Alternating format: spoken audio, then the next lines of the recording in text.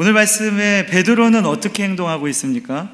예수님께서 깊은 데로 가서 그물을 내려 고기를 잡으라 라는 이 말씀에 대답을 하죠.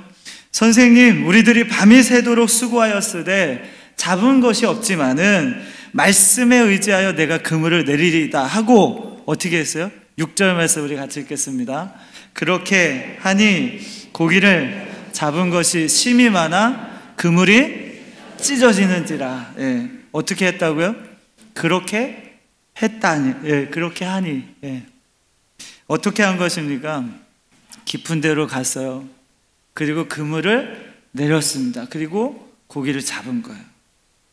그렇게 했다는 것은 예수님의 말씀을 의지하여 그대로 행했다는 것입니다. 여러분, 여기에서 베드로는 어떻게 보면 우리가 생각하는 예수를 그리스도라고 믿는 그런 믿음은 그 순간에는 없었을지 몰라요. 그런데 단순하게 예수님의 말씀이니까 한번 해보겠습니다 라는 믿음이 있었다는 것입니다. 그런데 이런 단순한 믿음을 가지고 행동한 그의 모습 속에서 놀라운 기적이 일어났다는 것이죠. 여러분, 지난번에 베드로가 배에서 예수님의 말씀을 들었을 거라는 그 가능성에 대해서 제가 한번 말씀드렸습니다. 그 말씀을 들을 때 그 말씀에서, 그 들음에서 믿음이 나온 것이죠. 그래서 그 믿음으로 그는 행동하고 순종하게 된 것입니다. 자, 이런 순종은 결국 믿음이라고 볼 수 있고, 순종은 행동함이 따라온다는 것을 우리가 생각해 볼 수가 있습니다. 그러니까 말씀에 따라서 순종하게 되고, 순종은 곧 믿음이며, 믿음이 생기면 행동하게 되어 있다라는 것입니다. 그래서 지난번 순종하지 못했던 우리 사울왕의 이야기를 제가 한번 말씀드렸죠. 그는 하나님의 말씀을 무시했습니다. 그런 행동, 하나님의 말씀을 저버리는 그 행동은 결국 믿음 없는 모습이고, 그런 사울왕은 하나님이 버리시는 것이었습니다. 여기서 하나님의 마음, 그 하나님의 마음은 말씀에 순종하지 못하는 사울왕은 하나님에 대한 믿음이 없다고 판단하신 겁니다. 여러분, 여기서 우리가 좀 조심할 것이 있습니다. 예.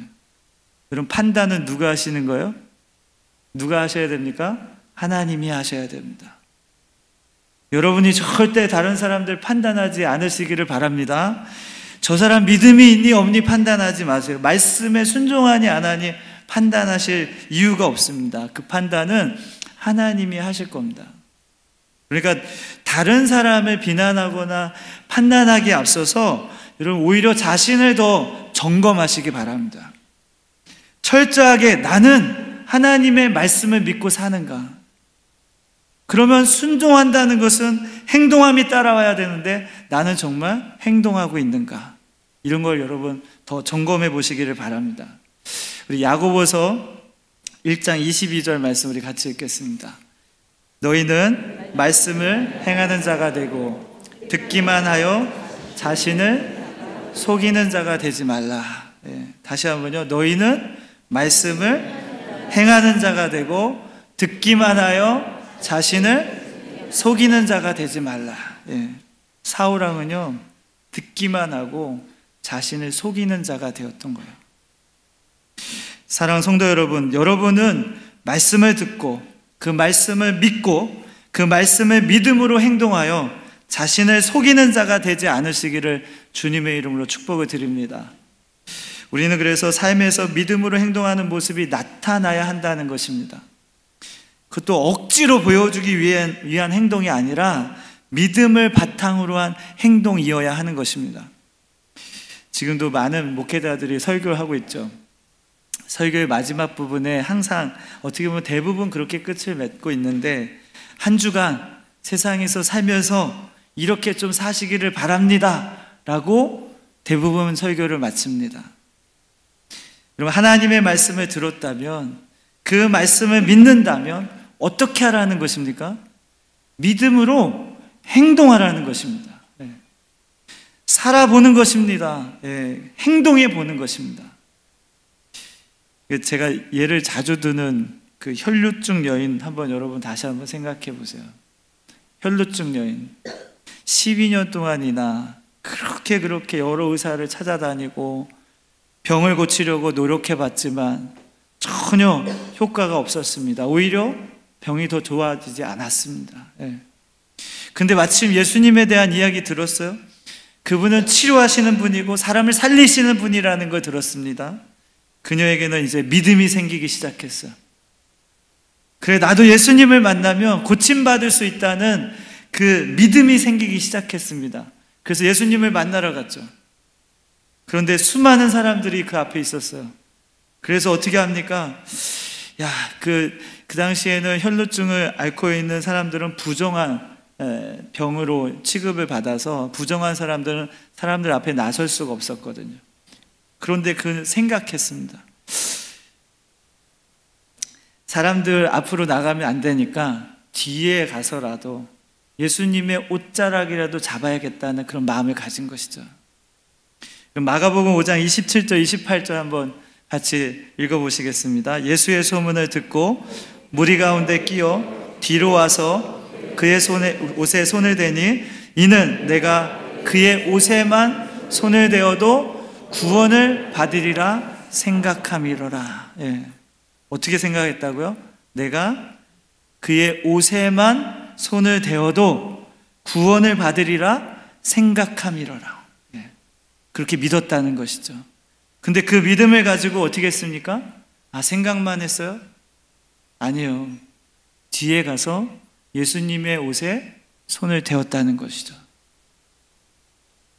그 손을 딱 대었을 때 정말 놀랍게도 그녀의 병이 완전히 치료됨을 볼 수가 있습니다. 여러분 한번 생각해 보신 적 있으세요? 이 여인이 진짜 예수님을 향해서 나아가는 이 행동, 또 예수님의 뒤에 가서 옷자락을 잡았던 이 행동, 이것이 없었다면 어떻게 됐을까? 아마도 그녀는 여전히 혈루증을 치료하지 못했고 계속해서 고통 가운데 살아갔을 것입니다. 여러분, 혈루증 여인이 이런 행동이 나올 수 있었던 것은 결국은 예수님에 대한 믿음을 가졌기 때문이라는 거예요. 믿음이 없이는 결코 이런 행동을 할 수가 없었다는 것입니다. 어쩌면 베드로와 같은 믿음이었을 겁니다. 순수하고도 너무나 단순한 믿음이었어요. 그런데 거기에 놀라운 기적이 일어나게 된 것입니다. 삶의 질이 완전히 바뀌었어요. 이제는 더 이상 고통도 아픔도 없게 됩니다. 이제는 당당하게 세상에서 살아갈 수 있었습니다. 누구의 눈치를 보거나 또 여러 의사를 찾아가서 수고하는 그 수고도 없어졌어요. 병을 고치기 위해서 그동안 수많은 돈을 들였는데 그런 돈도 이제는 더 이상 필요가 없게 되었습니다. 사랑하는 성도 여러분, 우리가 깊은 신앙의 세계를 경험해보고 또 우리가 하나님을 경험하고 하나님의 기적을 체험하고 싶다면 우리도 또한 이렇게 믿음으로 행동하는 것이 필요한 것입니다. 하나님의 영광을 드러내고 하나님의 뜻을 이 땅 가운데 이루기 위해서는 믿음으로 행동하는 사람들이 반드시 있어야 한다는 것입니다. 또한 영혼을 구원하고 살려내기 위해서는 믿음으로 행하는 사람들이 반드시 필요하다는 것이죠. 사랑하는 성도 여러분, 믿음으로 행동하는 우리 성도님들 되시길 주의 이름으로 축복을 드립니다. 믿음으로 행동하는 교회는 세상에서 믿음으로 살아내는 교회입니다. 여러분, 그런데 그렇게 믿음으로 살아내는 교회는 세상의 많은 사람들을 살려낼 수 있는 교회가 되는 줄로 믿으시기 바랍니다. 우리 과천 영문이요, 믿음으로 살아내서 세상에서 고통받고 낙심해 있고 좌절해서 실망하고 있고 시름에 빠져 있는 사람들, 가난하고 소외된 그 영혼들을 살려낼 수 있는 교회가 되길 주의 이름으로 축복을 드립니다. 여러분, 누가복음 6장에 가면요, 예수님께서 산상수훈을 전하십니다. 그 교훈 중에 마지막 부분에 가서 무슨 말씀을 하시는지 여러분 한번 보시기 바랍니다. 우리 6장 46절에서 47절입니다. 같이 읽겠습니다. 너희는 나를 불러 주여 주여 하면서도 어찌하여 내가 말하는 것을 행하지 아니하느냐? 내게 나와 내 말을 듣고 행하는 자마다 누구와 같은 것을 너희에게 보이리라. 예수님은요, 외식하는 자들의 모습을 좀 버리고 진정한 믿음으로 살아야 한다는 것을 강조하고 계십니다. 그래서 뭐라고 하세요? 주여 주여 하면서도 어찌해서 내 말을 안 듣느냐. 내게 나와 내 말을 듣고 행하는 자마다 누구와 같을 것을 너희에게 보이리라. 이렇게 말씀하십니다. 여러분, 여기 보면 주여 주여 한다는 것은 겉으로는 따르는 척 한다는 거죠. 행하는 것처럼 보이기는 하지만 실상은 주의 말씀대로 행하지 않는 것입니다. 구약시대 사람들이 제사를 많이 드리죠. 제물을 드립니다. 엄청 많이 갖다 드리는 거예요. 그런데 그들의 삶은 전혀 변함이 없었어요. 예배는 예배고 제사는 제사고 예물은 예물로 드리지만 자신의 삶을 바꾸려고 하지 않았어요. 움직이지 않았습니다. 내 삶은 그냥 내 뜻대로, 여전히 내 마음대로, 그냥 내 생각대로 그냥 그대로 살아갔던 것입니다. 주여 주여 하면서 기도도 하고 말씀도 듣고 예배도 드리지만 실상은 행함이 전혀 없었다는 것입니다. 그러니까 삶의 변화가 일어나지 않죠. 삶의 진실됨도 없습니다. 겉으로는 믿음이 있는 것 같지만 정말 외식하는 자에 불과했던 것입니다. 그래서 예수님이 뭐라 그러세요? 좀 행해라. 경상도 말로 좀 행해라고 하는 거예요. 좀 하라고 하는 것입니다. 우리는 너무 잘합니다. 믿음은요, 말씀을 듣는 것에서 그치는 것이 아니라 행하는 믿음으로 가야 한다는 거 너무 잘 아십니다. 그래서 우리가 지금 이렇게 믿음으로 행동하는 교회에 대해서 말씀을 통해서 나누고 있는 것입니다. 여기에는 전제 조건이 있어요. 사실은 믿음이 있어야 한다는 것이죠. 믿음이 있다면 행동하게 되어 있다는 것입니다. 그래서 믿음은 정체되어 있는 것이 아니라 계속 살아 움직이는 것입니다. 자, 그렇게 했을 때 그렇게 행하는 사람들은 누구와 같다고 이야기하는지 보시기 바랍니다. 그 뒤에 48절부터 49절이에요. 그럼 같이 읽어보시겠습니다. 집을 짓 때 깊이 파고 주추를 반석 위에 놓는 사람과 같으니 큰 물이 나서 탕류가 그 집에 부딪히되 잘 지었기 때문에 능히 요동하지 못하게 하였거니와 듣고 행하지 아니하는 자는 주추 없이 흙 위에 집 지은 사람과 같으니 탕류가 부딪힘에 집이 곧 무너져 파괴됨이 심하니라 하시니라. 여기 보면 집을 짓는 비유를 말씀하고 계세요. 그죠? 말씀을 듣고 행하는 자는 집을 짓는데 어떻게 해요? 깊이 팝니다. 그 안에 반석까지 가는 거예요. 그리고 그 위에 주추를 놓습니다. 반대로 듣고 행하지 않는 사람들은 어떻게 해요? 주추 없이 그냥 흙 위에 집을 짓는 것입니다. 마태복음에는요, 이거를 반석과 모래 이렇게 해서 비교해서 설명했어요. 누가는 근데 좀 다르게 같은 땅이지만 어떻게 집을 짓느냐에 따라서 튼튼한 집인가 아닌가를 비교해서 설명했습니다. 여기 깊이 판다는 것이 있어요. 그렇게 파야 반석이 나오는 거예요. 깊이 파는 그 수고가 동반되어야 반석을 찾을 수가 있는 것입니다. 그 위에, 그 반석 위에 주추를 놓을 때 단단하게 집을 지을 수가 있는 것입니다. 그럴 때 탕류가 옵니다. 탕류가 오더라도 어떻게 해요? 절대 요동하지 않습니다. 이 탕류는 뭡니까? 여러 가지 시험과 유혹과 어려움들이 오는 거예요. 그때에도 전혀 요동하지 않는 것입니다.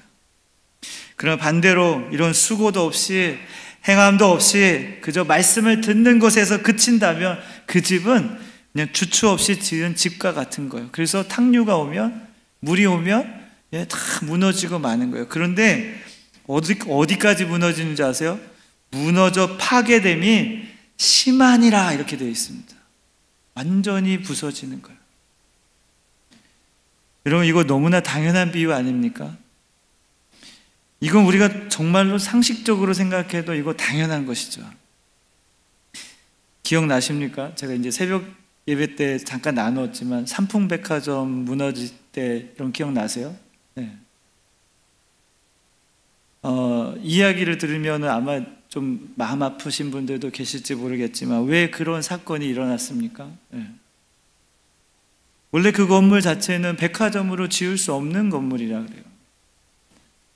그런데 이 사장이 욕심이 생겨서 그를 용도 변경한 것이죠. 근데 그 용도 변경을 해서 지으려고 보니까 그 건축사는 나는 도저히 못하겠다고 손을 뗀 거예요. 나는 안 된다. 이거 이렇게 하면 안 된다. 그랬더니 사장이 다른 건축사를 고용하고 또 그 당시에 공무원들은 뇌물을 주고 그 용도를 변경해 버린 거예요. 하중을 견디지 못해서 결국은 몇 초 만에 진짜 우르르 무너졌답니다. 여러분 누구나 다 견고한 믿음으로 살아가고 싶을 겁니다. 어쩌면 우리는 다 나는 견고한 믿음을 가지고 살고 있어라고 생각할 수 있습니다. 그러면 행동하는 모습으로 좀 나타나야 되는 것이죠. 믿음의 행동, 믿음의 열매들이 보여야 하는 것입니다. 저는 지금 우리 교회는 그런 모습들이 좀 보인다고 생각합니다. 새로운 영혼이 온다는 건 여러분들이 정말 믿음으로 행동하고 있다는 것입니다. 여러분 깊이 판단하는 이 행동이요 사실 힘들고 어려운 일입니다. 그렇지만 그렇게 행동하고 믿음으로 살아가는 것이 없다면 우리는 반석을 만날 수가 없는 거예요. 그 위에 주추를 세울 수도 없습니다. 탕류에 요동하고 말아버리는 거예요. 여러분 우리는 이것도 너무 잘합니다. 이렇게 믿음으로 행동해야 된다는 것도 너무 잘 알고 있습니다. 그런데 그렇게 움직이지 못할 때도 많습니다. 예수님도 이걸 아시고 뭐라 그러셨어요? 마음은 원이로되 육신이 약하도다. 마태복음 26장 41절입니다. 같이 읽겠습니다. 시험에 들지 않게 깨어 기도하라. 마음에는 원이로되 육신이 약하도다 하시고 그래서 어떻게 하라 그래요? 시험에 들지 않게 깨어 기도하라. 기도하는 행동도 믿음으로 행동하는 것 중에 하나죠. 여러분 우리가 말씀을 듣고 믿음도 있다고 생각했는데 내게 주어진 것에 도전하지도 못하고 행하지도 못하는 것들은 없었는지요? 우리가 믿음으로 행동하지 못하는 이유가 내가 연약해서 나는 아무것도 못한다라고 말하지 마시기 바랍니다. 여러분 우리는 연약하지만 하나님은 강하신 것입니다. 그 하나님의 강하심을 믿어보시기 바랍니다. 그 강하심을 믿는다면 우리는 다윗과 같이 싸울 수 있는 것입니다. 우리가 성격이 내성적이어서요? 성격이 괴팍해서요? 나는 못한다? 이렇게 생각하지 마시기 바랍니다. 우리의 성격까지도 바꾸시는 분이 하나님이십니다. 주님은요 하루아침에 사울이라는 사람을 바울로 바꿔서 사용하시는 분이세요. 여러분 우리의 환경이 좋지 않아서 뭔가 없어서 못하겠다 말하지 않으셨으면 좋겠어요. 하나님이 하시면 그 상황도 순식간에 바꾸실 수 있잖아요. 그런 하나님을 믿고 한번 행동해 보시기 바랍니다. 사랑하는 성도 여러분, 교회가 힘을 더 강하게 내기 위해서 세상의 사람들에게 정말 하나님의 살아계심을 증명하려면 여러분 더욱 믿음으로 행동하고 살아내는 것이 정말 중요한 시대가 되었습니다. 때로는요 우리는 어린아이와 같은 그런 믿음을 가지고 행동할 때가 필요할 때도 있습니다. 주저하지 말고요, 머뭇거리지 말고요, 진짜 단순하게 생각하고 한번 믿고 나아가는 그런 시간들이 진짜 필요한 것입니다. 여호수아 시대에 제사장들이요 여호수아의 명령에 따라서 언약궤를 메고요 그 요단강물에 발을 담갔습니다. 그 발을 담갔을 때 흐르던 물이 어떻게 됐어요? 저 아담성 주변까지 저 멀리까지 가서 벽을 쌓아서 거기에 쌓여 있었어요. 이스라엘 백성들은 그 마른 요단 땅을, 마른 땅을 그대로 건너서 가나안 땅으로 들어갈 수 있었습니다. 어떤 분들은 명분이 있어야 움직인다 합니다. 어떤 분들은 논리적으로 맞아야 움직인다고 합니다. 이성적으로 좀 판단해보고 움직이겠다고 하는 분들이 계십니다. 그런데 정말 세상을 그렇게 살아가십니까? 모든 걸 그렇게 살아가십니까? 물론 그렇게 움직일 때 어느 정도 더 성공하기도 하고 우리의 삶의 질이 높아질 수도 있습니다. 그런데 여러분, 우리가 그런 것을 생각하며 사는 것도 중요하지만 더 중요한 것을 우리가 놓치지 않으셨으면 좋겠어요. 우리는, 그리스도인은 누구의 말에 따라 움직이는 것이 더 좋은가를 한번 생각해 봐야 합니다. 세상의 사람들의 말과 명분을 가지고 또 그들의 말과 논리를 가지고 판단해서 사는 것과 세상의 주관자이시고 통치자이시고 창조자이신 우리 하나님의 말씀을 믿고 살아가는 것, 이 둘 중에 어느 것이 더 좋은지를 한번 생각해 보시기 바랍니다. 사랑하는 성도 여러분, 믿음으로 행동하여 은혜 받는 성도, 하나님의 능력이 나타나는 교회가 되기를 축복합니다. 작은 믿음이지만 행했을 때 놀라운 일이 일어나게 될 줄로 믿습니다. 예수님이 그래서 겨자씨 이야기 하신 거잖아요. 마태복음 17장 20절 같이 읽겠습니다. 이르시되 너희 믿음이 작은 까닭이라 진실로 너희에게 이르노니 만일 너희에게 믿음이 겨자씨 하나만큼만 있어도 이 산을 명하여 여기서 저기로 옮겨지리라 하면 옮겨질 것이요 또 너희가 못할 것이 없으리라. 아멘. 어떻게 산을 어떻게 한다고요? 이쪽에서 저리로 옮길 수 있다 합니다. 너희가 못할 것이 없다라고 말씀하세요. 겨자씨 하나만큼의 작은 믿음만 있다면, 성도가 믿음으로 행동할 때 하나님께서도 같이 움직여 주시는 겁니다. 이걸 한번 믿고 행동해 보시기 바랍니다. 그리고 한번 하나님을 한번 믿어 보시기 바랍니다. 베드로는 그 판단을 한 거예요. 그 순간, 야, 이분의 말이라면 내가 한번 믿어봐도 되겠구나. 내가 한번 해봐야 되겠구나. 이런 믿음이 생긴 것이고 행동하게 된 것입니다. 사랑하는 성도 여러분, 오늘 저와 여러분은 하나님의 말씀을 듣고 믿음으로 행동하는 성도가 되시길 주의 이름으로 축복을 드립니다. 제가 전에 청년들과 함께요 나누었던 말씀 중에 우리 광고 카피 문구가 있는데요. Just do it.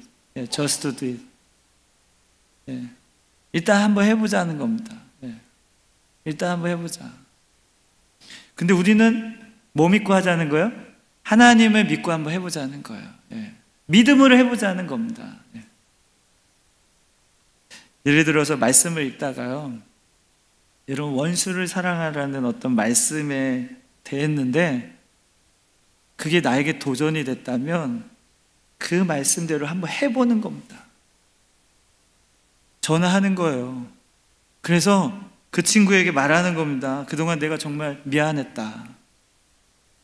내가 말씀을 읽다가 원수를 사랑하라는 주님의 음성을 들었는데 이게 자꾸 나에게 마음이 찔린다.